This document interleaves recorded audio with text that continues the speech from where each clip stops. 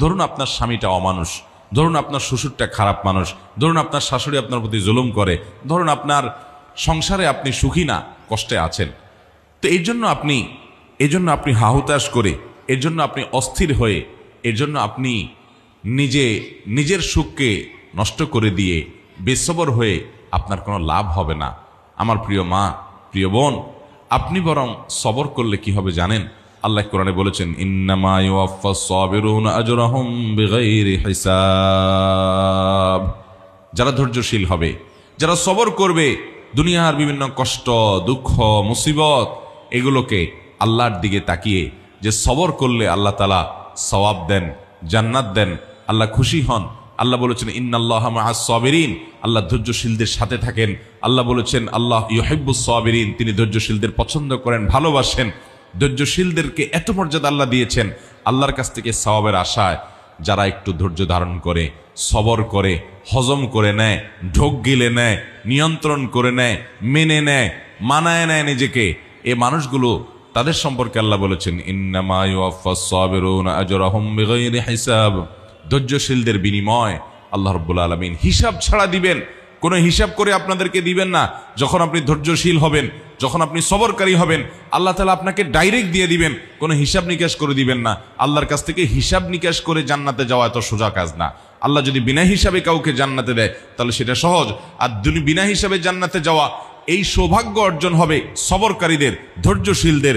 আমার প্রিয় মা ও বোন, আপনার স্বামীটা অমানুষ, আপনার প্রতি জুলুম করে, আপনাকে গালিগালাজ করে, আপনার বাপমা তুলে কথা বলে, আপনাকে কষ্ট দেয়, আপনার বাপমার দিকে তাকায় না, শুধু নিজেরটাই বুঝে জুলুম অবিচার করে, হয়তো পরকিয়া করে, হয়তো সে অমানুষ, হয়তো সে খারাপ মানুষ, হয়তো সে আপনার কোনো হক আদায় করে না, হয়তো সে বন্ধু বান্ধব নিয়ে আড্ডা মারে, হয়তো সে সংসারের দিকে তাকায় না, হয়তো তার আরো অনেক দোষ আছে, হয়তো আপনার শ্বশুর বাড়িতে আপনার ননদ দ্বারা আপনি কষ্ট পান, আপনার দেবর জুলুম করে, আপনার শ্বশুর অত্যাচার করে, শাশুড়ি বকাঝকা করে, যৌতুকের জন্য চাপ দেয়, নানান কারণে আপনার মনে কষ্ট আছে।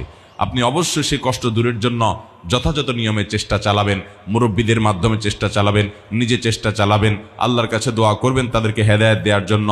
যদি সীমা লঙ্ঘন তারা করে ফেলে, অবিচার সীমা ছাড়া চলে যায়, তাহলে আপনি অবশ্যই বিচারের ব্যবস্থাও করতে পারেন।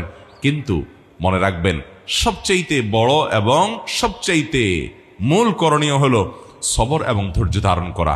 আল্লাহ তাআলা বহু নারীকে সবরের পরীক্ষায় উত্তীর্ণ করে তাদেরকে জান্নাত দিয়েছেন, কোরআনে তাদের বিবরণ উল্লেখ করেছেন। মনে রাখবেন, আমাদের যত কষ্টই হোক, এই কষ্টগুলোর কি এক সময় শেষ হবে না? চিরকাল, অনন্ত অসীমকাল কষ্ট চলতে থাকবে। কি বলেন? কষ্টের কি শেষ আছে না নাই? যত কষ্টই আপনি করেন, যত জুলুমের শিকার আপনি হন, সবচেয়ে বেশি জুলুমের শিকারও যদি হন, তাহলে আপনার যতদিন প্রাণ আছে ততদিন জুলুমের শিকার করবেন। মরে গেলে আর আপনার প্রতি জুলুম করতে পারবে? তাহলে জুলুমের একটা সীমা আছে, শেষ আছে। অত্যাচারের একটা কি আছে? শেষ আছে। অত্যাচারের শেষ হলো আপনার জুলুম করতে করতে আপনাকে মেরে ফেলবে, এই তো, এর বেশি তো আর হবে না। তাহলে ইমানদারের মৃত্যুটাই কি শেষ, না মৃত্যুটা শুরু? মৃত্যুটা বরং ইমানদারের শুরু। হয় সুখের শুরু, আর না হলে দুঃখেরও। আল্লাহু আকবার। এই একটা কথা চিন্তা করলে সকল দুঃখী বোন আমার, সকল কষ্টে থাকা মায়েরা আমার, আপনাদের কষ্টগুলো সব দূর হয়ে যাবে এই একটা কথা চিন্তা করলে, যে ইমানদারের মৃত্যু মানে কাফেরের মৃত্যুর মতো না। কাফের যে আল্লাহর প্রতি বিশ্বাস নাই, যার আখিরাতে বিশ্বাস নাই, আখিরাতের প্রতি ঈমান নাই, ওই কপাল পোড়া তো মনে করে দুনিয়াতে যতদিন ফুর্তি করতে পারি এইটাই তো আমার অর্জন। হায় হায় রে, অর্জন ছাড়া যদি, সুখ ছাড়া, ভোগ করা ছাড়া দুনিয়ার জীবন চলে যায়, তাহলে তো আমি দুঃখী, কারণ আমার তো দুনিয়ার জীবন শেষ মানে সব শেষ। কিন্তু ইমানদার তো সেরকম না। ইমানদার তো হাতির মতো, বাঁচলেও লাখ, মরলেও লাখ। বরং ইমানদারের মৃত্যুর পর তার আসল জীবন শুরু হয়ে যাবে। দুনিয়ার সুখ সুখ না, আখিরাতের সুখের তুলনায়।